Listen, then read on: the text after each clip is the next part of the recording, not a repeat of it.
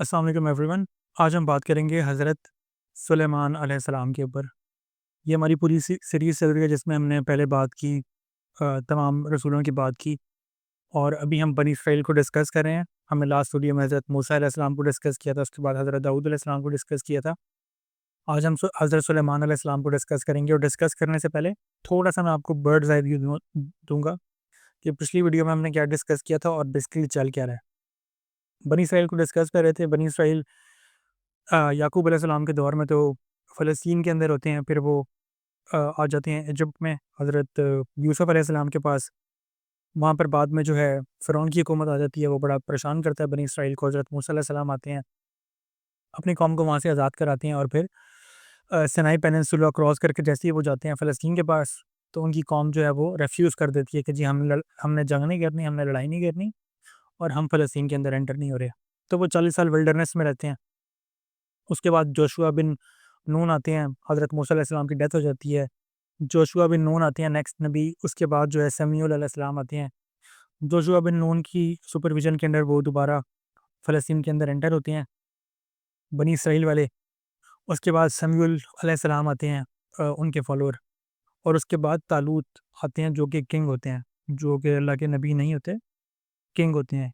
उन तालूत के बाद उस तालूत जो किंग है बनी इसराइल का जो लीडर है, उनकी लड़ाई होती है जालूत से, जो उस टाइम पे बड़ा इम्पोर्टेंट किस्म का एक करैक्टर होता है। उनकी बड़ी हेजेमनी होती है पूरे एरिया के अंदर, बड़ा असर रसूख होता है, बड़ा खौफ होता है। और बनी इसराइल का भी मोराल बड़ा डाउन होता है, क्योंकि पहले जो है वो ताबूत सकीना गुम हो चुका होता है और उनके अंदर बड़ी यूनिटी नहीं होती, सॉलिडारिटी नहीं होती, बड़ी डिवीजन हुई हुई होती है। उसके बाद तालूत अ, की फ़ौज अब टकराती है जालूत से और हज़रत दाऊद अलैहिस्सलाम सामने आते हैं पिक्चर में। वो कत्ल करते हैं जालूत का और वहाँ से पूरी इमेज चेंज हो जाती है बनी इसराइल की। वो बड़ा डोमिनेंस में आ जाती है पूरे इलाके में, बड़ा स्ट्रॉन्ग पोजीशन पे आ जाते हैं वो लोग। तो वहाँ से बेसिकली बनी इसराइल का अरूज स्टार्ट होता है, जो कि तालूत से स्टार्ट होता है। फिर हज़रत दाऊद अलैहिस्सलाम आते हैं जो कि 40 साल हुकूमत करते हैं। तालूत का 16 ईयर्स का पीरियड है। और दाऊद अलैहिस्सलाम के बाद अब सुलेमान अलैहिस्सलाम आते हैं, जिनकी हुकूमत भी 40 साल की होती है। तो ये बेसिकली अल्लाह के नबी भी हैं, अल्लाह ताला के पैगंबर भी हैं और साथ में बनी इसराइल के पॉलिटिकल किंग भी हैं, पॉलिटिकल लीडर भी हैं, स्टेट्समैन भी हैं वहाँ के। तो इन दोनों हज़रत दाऊद भी, हज़रत सुलेमान अलैहिस्सलाम भी किंग भी थे और नबूवत भी थी इनके पास। इससे पहले हम जो बाकी रसूल देखे हैं, उनके पास सिर्फ़ नबूवत होती थी, उनकी कोई एज़ सच कोई फ़ैन फॉलोइंग भी नहीं होती थी, कोई उनके फॉलोअर्स भी बड़े कम होते थे। तो बनी इसराइल की तो तादाद ही बहुत ज़्यादा थी, कोई 5-6 लाख के करीब इनकी तादाद थी। तो यहाँ से हज़रत सुलेमान अलैहिस्सलाम आते हैं, बड़ी स्ट्रॉन्ग किस्म की पर्सनैलिटी होती है, बहुत बड़े मवाहिद हैं, बहुत बड़े तौहीद परस्त हैं और बहुत ज़्यादा सब्र-शुक्र करने वाले, अल्लाह ताला का शुक्रगुज़ार नबी होते हैं ये।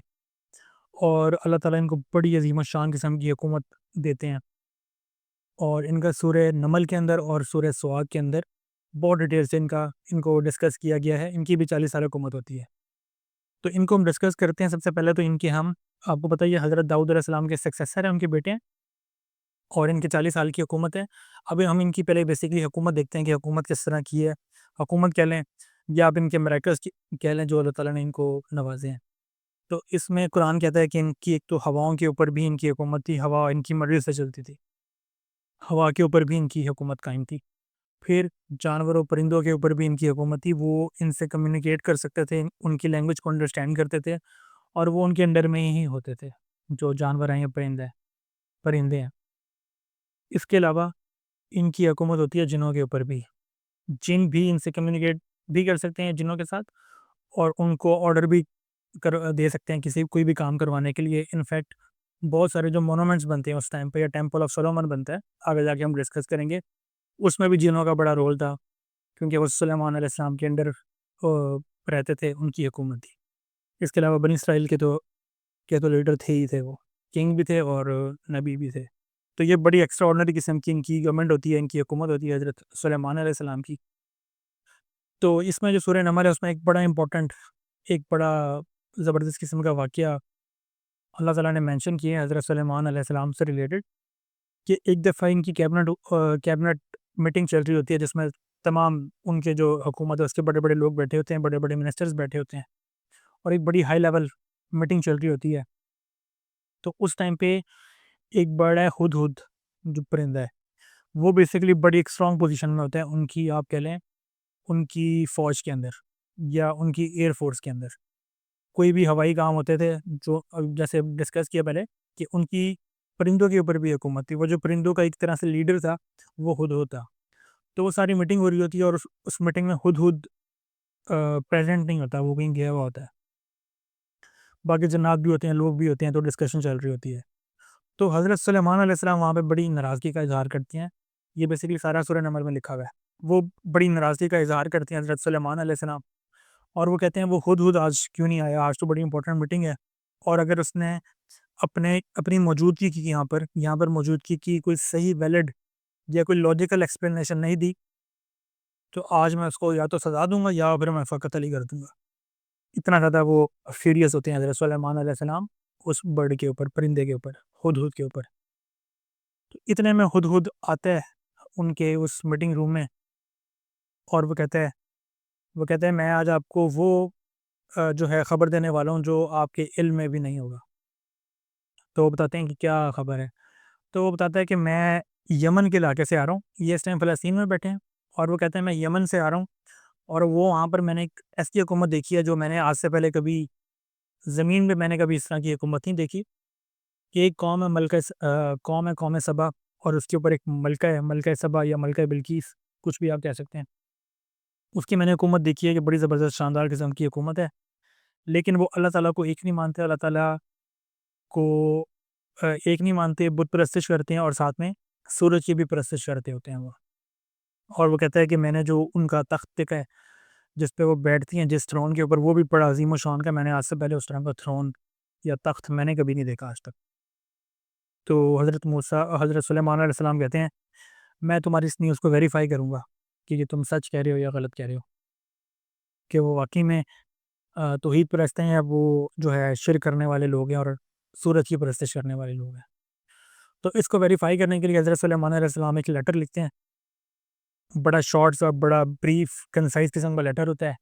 उसकी वो स्टार्ट करते हैं बिस्मिल्लाहिर्रहमानिर्रहीम से, जो कि सूरह नमल के अंदर बिस्मिल्लाहिर्रहमानिर्रहीम जो है सूरत के अंदर आई हुई है, ये बिस्मिल्लाहिर्रहमानिर्रहीम, जो कि इस लेटर की स्टार्ट होता है। इस लेटर को शुरू करने के लिए वो ये लिखते हैं, और वो नीचे लिखते हैं कि जी मैं इस तरह से, मैं यहाँ का बादशाह हूँ, और मैं चाहता हूँ कि तुम मेरे जो है महल में मेरे पास आओ और मुझे रिपोर्ट करो कि तुम्हारी क्या स्टैंडिंग है, और तुम किसको मानते हो, और क्या इस तरह का ना बड़ा ब्रीफ सा वो लिखते हैं। वो लेटर वो हुदहुद को देते हैं, और वो कहते हैं कि तुम जाकर ड्रॉप करके आओ उस मलका को। वो वहाँ से ट्रैवल करते हैं, वो जो हुदहुद होता है, फ़लस्तीन से ट्रैवल करता है, यमन में जाता है, और वो थ्रो करके आ जाता है मलका सबा को। मलका सबा वो लेटर पढ़ती है, और साथ में अपने जो मिनिस्टर्स हैं उससे डिस्कस करती है कि जी इस तरह से एक बड़ा मुअज़्ज़ज़ ख़त आया है। वो कहती है कि मुअज़्ज़ज़ ख़त आया है, क्योंकि वो बड़ा हैरान होती है कि इस तरह से एक बर्ड, एक परिंदा जो है वो इस तरह लेटर लेकर आया है, और जिसने लेटर लिखा है उसकी जो टोन है वो भी बड़ी एक बादशाहों वाली टोन है, कि उसने बड़ा कैटेगोरिकली, बड़ा स्ट्रेट फॉरवर्ड मुझे ये ऑर्डर दिया है कि मैं उसको रिपोर्ट करूँ।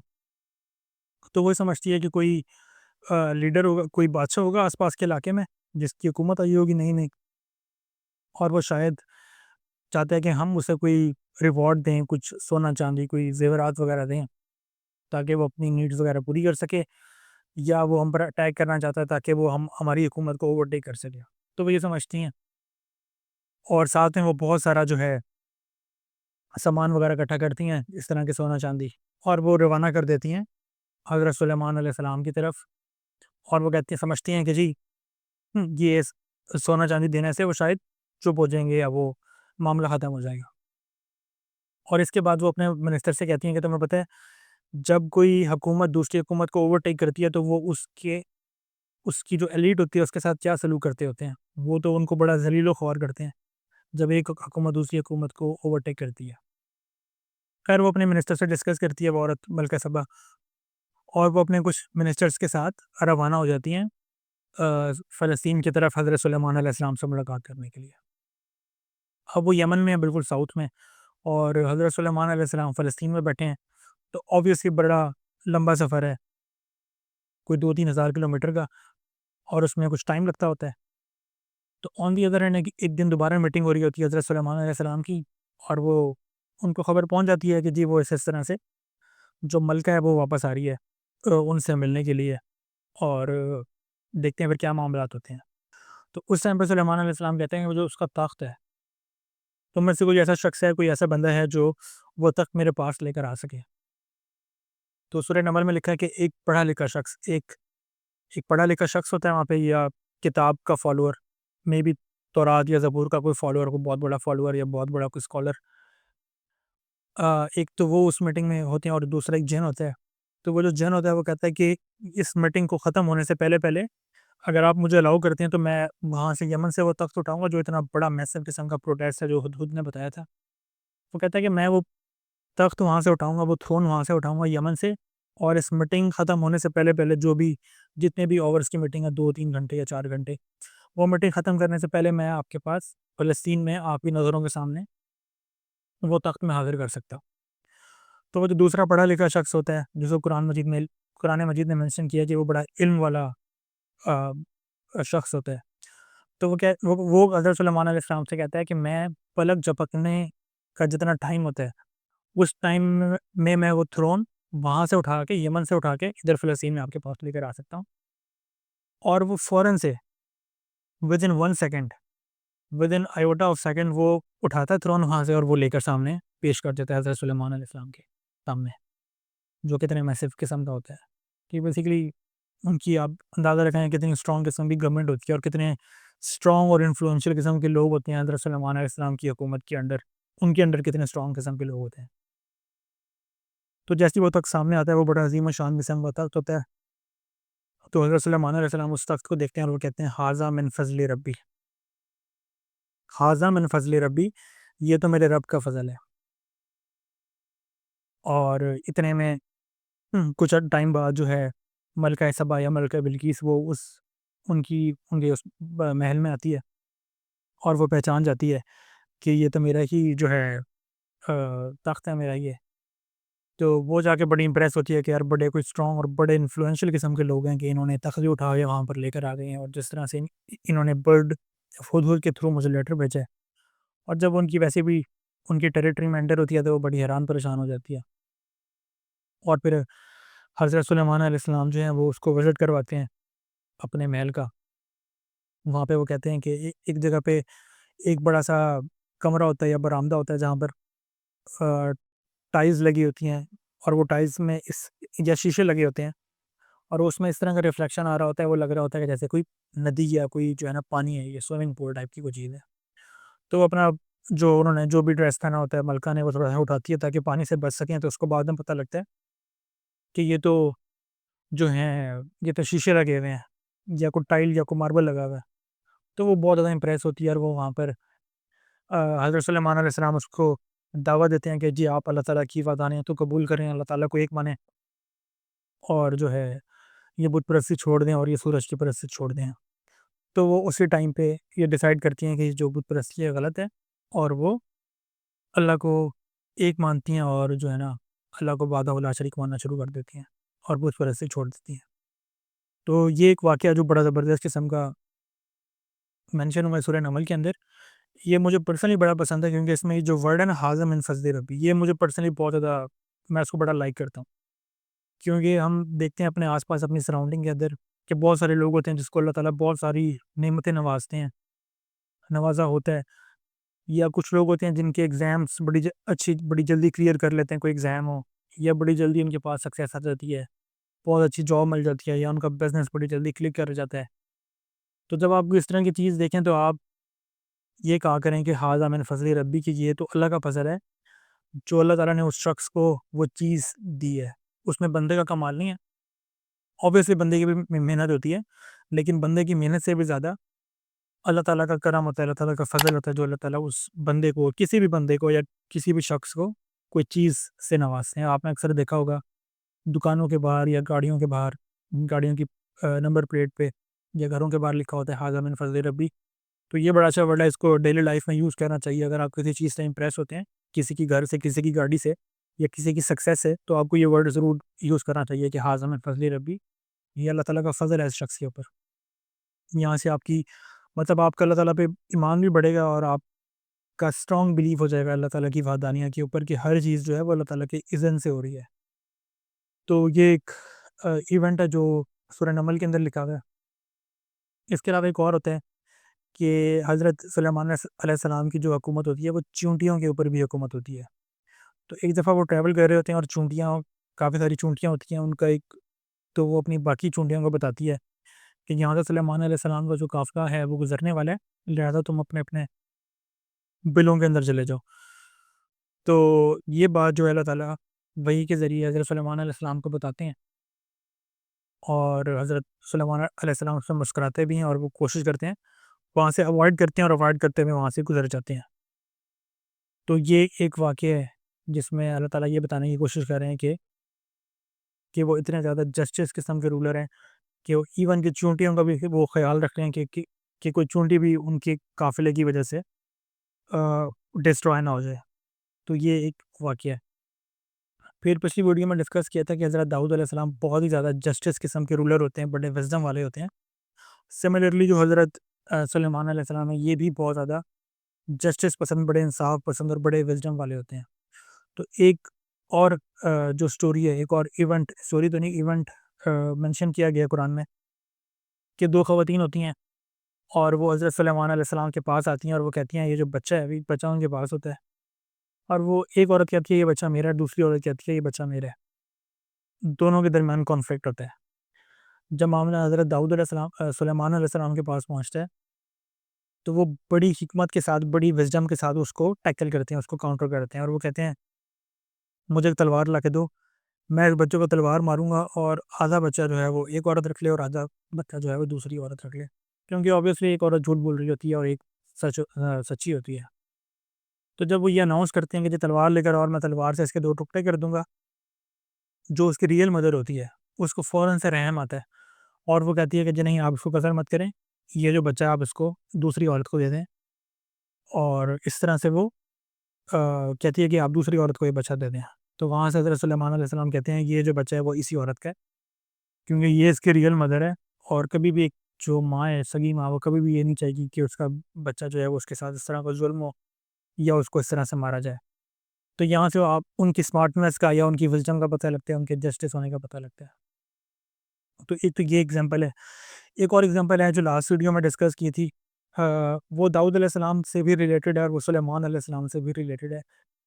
मेबी वो उन उन दोनों के होते हुए वो जो जस्टिस है वो सर्व किया जाता है पब्लिक को। वो लास्ट वीडियो में डिस्कस किया था, मैं आपको दोबारा ब्रीफली बता देता हूँ कि एक आदमी होता है, उसकी बहुत बड़ी फसल होती है, बड़ी शानदार किस्म की, बड़ी मेहनत करके वो उगाता है फसल को। फसल काटने का टाइम आता है और वो ताकि फसल काट के उससे खुद भी इस्तेफ़ादा हासिल कर सके, उसको ट्रेड भी कर सके, उसको लोगों में बेच दे और प्रॉफ़िट कमा सके। इसी टाइम में एक आदमी होता है जो अपने रेवड़ के साथ आता है, लाइव स्टॉक के साथ। उसकी जो भेड़-बकरियाँ होती हैं वो उसके फार्म में घुसती हैं उसकी फसल के अंदर और उसकी फसल तबाह और बर्बाद कर देती है।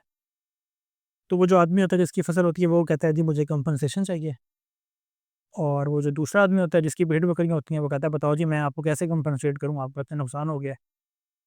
तो ये दोनों जाते हैं हज़रत सुलेमान के पास या हज़रत दाऊद के पास।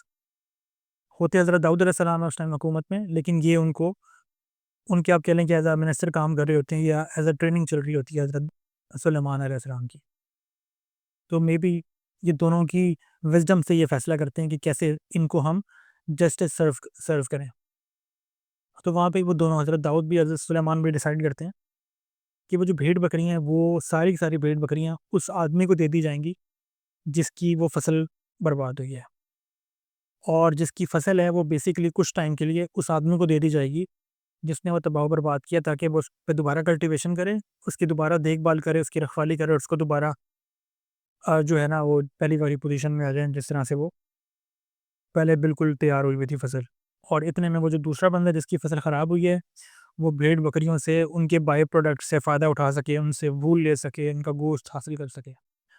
तो इस तरह ये भी एक बड़ा बैलेंस किस्म का एक वर्डिक्ट दिया जाता है। एक यहाँ से भी हज़रत सुलेमान अलैहिस्सलाम की, उनकी जस्टिस होने का और उनकी विज़डम का हमें पता लगता है।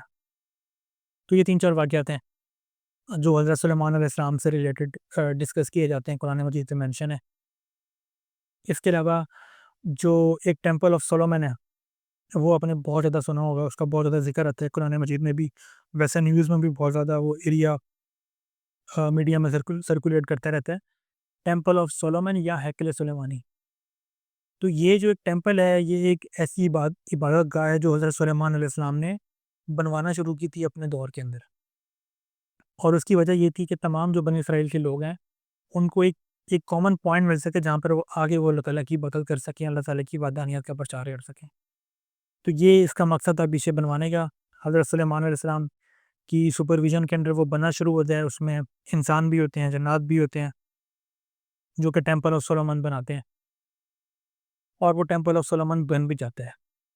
अगर हम थोड़ा-सा पीछे जाके देखें हिस्ट्री के अंदर, तो याकूब अलैहिस्सलाम, उनके बच्चे, फिर यूसुफ अलैहिस्सलाम, मूसा अलैहिस्सलाम, जोशुआ बिन नून, शमूएल अलैहिस्सलाम, तालूत, दाऊद अलैहिस्सलाम और अब सुलेमान अलैहिस्सलाम। इस टाइम तक 5-6 लाख या इससे भी ज़्यादा पॉपुलेशन तो हुई भी होती है बनी इसराइल की। लेकिन उनके पास कोई इस तरह का एक कॉमन जगह नहीं होती जहाँ पे वो जाके प्रैक्टिस कर सकें अपने रिलीजन की। जहाँ पे वो ज़बूर की इम्प्लीमेंटेशन कर सकें या हज़रत मूसा अलैहिस्सलाम की शरीयत की इम्प्लीमेंटेशन कर सकें, उसको प्रैक्टिस कर सकें। तो ये फर्स्ट टाइम हज़रत सुलेमान अलैहिस्सलाम उनको एक प्लेटफ़ॉर्म देते हैं, टेंपल ऑफ सोलोमन के ज़रिए, कि आप यहाँ पर आके मदद कर सकते हैं। ये बिल्कुल वैसे ही है, जैसे हम मुसलमानों के लिए मक्का और मदीना है। मक्का ख़ास तौर पे, जहाँ पे मस्जिदुल हराम है, वो मुसलमान वहाँ पे जाते हैं, वहाँ पे उम्रा करते हैं, हज करते हैं, और वो तमाम मुसलमान जो दुनिया के मुसलमान हैं, उनके लिए कॉमन प्रीचिंग एरिया है, और उन सब का कंसेंसस है कि यार ये जो है ना, हमारी कॉमन जगह, और यहाँ जाके हमने अल्लाह ताला की इबादत करनी है, कलेक्टिव इबादत करनी है, हज करना है और उम्रा अदा करना है। इसी तरह जो टेंपल ऑफ सोलोमन है, वो बनी इसराइल के लिए सेम वैल्यू रखता है जो मुसलमानों के लिए खाना काबा रखता है। तो ये टेंपल ऑफ सुलेमान की छोटी-सी एक हिस्ट्री है जो पता होनी चाहिए। हज़रत सुलेमान अलैहिस्सलाम ने बनवाई थी ये टेंपल ऑफ सोलोमन, और इसके साथ आगे जाके क्या होता है उसको भी हम डिस्कस कर लेते हैं। बेसिकली या इसके बाद हज़रत सुलेमान अलैहिस्सलाम की डेथ हो जाती है। वो एक दफ़ा अपने उस पे बैठे होते हैं थ्रोन के ऊपर, एक स्टिक पकड़ के, एक डंडा पकड़ के खड़े होते हैं या पता नहीं बैठे होते हैं, और बैठे-बैठे उनकी डेथ हो जाती है, और वो किसी को काफ़ी टाइम पता भी नहीं चलता कि इनकी डेथ हो चुकी है, और जिन वगैरह जो हैं आस-पास के लोग काम-शाम कर रहे होते हैं, और किसी को पता नहीं लगता उनकी डेथ हो गई है, वो काफ़ी अरसा उसी उसी पोज़ीशन में होते हैं। बाद में उनके स्टिक को दीमक लगती है, वो जो स्टिक है वो गिरती है, और वहाँ से लोगों को पता लगता है कि इनकी डेथ हो चुकी है। तो ये एक इंसिडेंट है जो रिपोर्ट किया जाता है कि जी इस तरह से उनकी डेथ हुई थी। आई डोंट नो इसमें कितनी हकीकत है। थोड़ा-सा it is hard to believe कि ऐसा हुआ होगा, कि इतने दिनों तक किसी को पता ही ना चला हो। लेकिन ये एक इंसिडेंट है जो जिसके बारे में बात की जाती है कि इस तरह से उनकी डेथ हुई। अब ये जो सारा हमने डिस्कस किया है, तालूत, दाऊद अलैहिस्सलाम और सुलेमान अलैहिस्सलाम, ये बेसिकली बनी इसराइल की एपेक्स है। बनी इसराइल का क्लाइमैक्स है कि वो फ़लस्तीन जहाँ पे रहते होते हैं, पहले तो वहाँ से मिस्र जाते हैं, मिस्र से फ़िरौन उनको परेशान करता है, तंग करता है। उसके बाद हज़रत मूसा अलैहिस्सलाम उनको वहाँ से आज़ाद कराते हैं। सारे मामलात चलते हैं, सनाई पेनिनसुला वाले में जो मामलात चलते हैं, कि ताबूत सकीना भी गुम हो जाता है, और वो सारा गाय वाला मामला होता है कि किस तरह से कौन-सी गाय ज़िबा करनी है, और सामर जादूगर वाला मामला होता है। फिर वो विल्डरनेस में चले जाते हैं, भटकते रहते हैं सिनाई पेनिनसुला के अंदर, क्योंकि वो फ़लस्तीन जाने से इनकार कर देते हैं। उसके बाद दोबारा वो आते हैं वहाँ पे, और वो सारे मामला चलते हैं कि वो दोबारा से उनके अंदर डिवीज़न हो जाती है। फिर अ, अंडर तालूत या अंडर दाऊद अलैहिस्सलाम वो दोबारा से यूनाइट होते हैं। तो ये जो 100 साल होते हैं, 100 साल का जो टाइम पीरियड है, 16 तालूत का, 40 दाऊद अलैहिस्सलाम और 40 सुलेमान अलैहिस्सलाम का, इसमें इनकी क्लाइमैक्स होती है, जिसमें इनका टेंपल ऑफ सोलोमन भी बन जाता है। अब जैसे हज़रत सुलेमान अलैहिस्सलाम की डेथ होती है, तो ये लोग दोबारा से डिवीज़न का शिकार हो जाते हैं। नॉर्थ में एक अलहदा बनी इसराइल की गवर्नमेंट बन जाती है, साउथ में अलहदा बन जाती है, और ये डिवाइड हो जाते हैं। और ये इतने ज़्यादा डिवाइड होती हैं, इतनी ज़्यादा लड़ाइयाँ होती हैं, कि अगर उस टाइम पे कोई नबी भी आता होता है, तो उन लोगों का कंसेंसस ही नहीं होता कि ये वाक़ई अल्लाह के नबी हैं, और अल्लाह के नबी हैं, वो एक्सेप्ट ही नहीं कर पाते। इतना ज़्यादा डिवीज़न का शिकार हो जाते हैं बनी इसराइल वाले। और अक्सर ये भी रिपोर्ट हुआ है कि अक्सर उन्होंने नबियों का कत्ल भी किया है, बनी इसराइल वालों ने। इस हद तक वो लोग जा चुके होते थे। तो काफ़ी अरसा वो इस तरह से ज़वाल का शिकार होते हैं, बाहर से लोग आके उन पे अटैक्स कर रहे होते हैं, इंटरनली बड़े वीक हो चुके होते हैं। तो यहाँ पे अल्लाह ताला एक शिकस्त देते हैं, यहाँ पर एक दोबारा हिस्टोरिकल इवेंट होता है। एक करैक्टर होते हैं नेबूकदनेस्सर या बख्त-ए-नसर। मे बी आपने इसके बारे में काफ़ी सुना हो। बख्त-ए-नसर जो है, पिछली वीडियो में हमने डिस्कस किया था, मेसोपोटामिया का एक एरिया था, इराक का एरिया, जहाँ पे एक शहर था बेबीलोन। तो बेबीलोन का ये बादशाह होता है बख्त-ए-नसर, और ये क्या करता है, उस एरिया से आता है, अपने एरिया से, मेसोपोटामिया के एरिया से या इराक के एरिया से, बेबीलोन के एरिया से, ऊपर से आता है इधर फ़लस्तीन वाले एरिया में, और यहाँ पे आके ओवरटेक कर लेता है गवर्नमेंट को, प्रेजेंट गवर्नमेंट को टर्न डाउन कर देता है। वो वैसी बड़ी कोई प्रॉपर हुकूमत होती नहीं वहाँ पे, डिवीज़न का शिकार हुई भी होती है। जो नेबूकदनेस्सर है वो आता है, जुल्म व सितम करता है, पूरी जो सिटी है यरूशलेम की वो तबाह बर्बाद कर देता है, टेम्पल ऑफ सोलोमन को तबाह बर्बाद करता है, और जो बनी इसराइल वाले होते हैं वो उसका मुकाबला नहीं कर पाते, उनको वो हॉस्टेज बनाता है बख्त-ए-नसर, और बनी इसराइल वालों को उठा के ले जाता है बेबीलोन के एरिया में। बेबीलोन के एरिया में लेके जाता है, वहाँ पे उनको हॉस्टेज बना के रखता है, उन पे जुल्म व सितम करता है। ये बेसिकली अल्लाह ताला की तरफ से एक तरह से आप कह लें मिनी अज़ाब होता है कि पहले फ़िरौन आके उनको तंग करता है, परेशान करता है, फिर ऊपर से बख्त-ए-नसर आता है, वो उठा के उनको हॉस्टेज बना के लेके जाता है इराक वाली साइड पे, उनसे काम शाम कराता है, उन पर जुल्म व सितम करता है। तो बहुत अरसे बाद एक नई पर्सनैलिटी आती है सामने, जिसे कहते हैं ज़ुल्करनैन। ज़ुल्करनैन मतलब दो सींग वाले। तो ये उस टाइम पे एक नए बादशाह सामने आते हैं, मंजर आम पे आते हैं, जो कि आसपास के एरिया को जो है उस पे इनकी डोमिनेंस होती है, उस पे इनकी हेजेमनी होती है। बेबीलोन के एरिया में आके अटैक करते हैं, बख्त-ए-नसर के बाद जो उस टाइम पे हुक्मरान होते हैं, उस पे आके वो टर्न डाउन करते हैं गवर्नमेंट्स को और सारा एरिया अपने कब्जे में ले लेते हैं। ज़ुल्करनैन, इनको ज़ुल्करनैन भी कहते हैं, इनको साइरस द ग्रेट भी कहते हैं। इस बारे में सब लोगों की अलाइनमेंट नहीं है, सब लोग ये नहीं मानते कि ज़ुल्करनैन और साइरस द ग्रेट एक ही पर्सनैलिटी है, लेकिन अब जो आजकल के जो स्कॉलर्स आ रहे हैं वो इस बात पे उनका कंसेंसस है, उनकी अलाइनमेंट है कि ये दोनों एक ही कैरेक्टर है। क्योंकि अल्लाह ताला ने मेंशन किया है जो ज़ुल्करनैन है वो बड़े नेक सीरत, बड़े नेक इंसान होते हैं, बड़े राइटियस किस्म के इंसान होते हैं।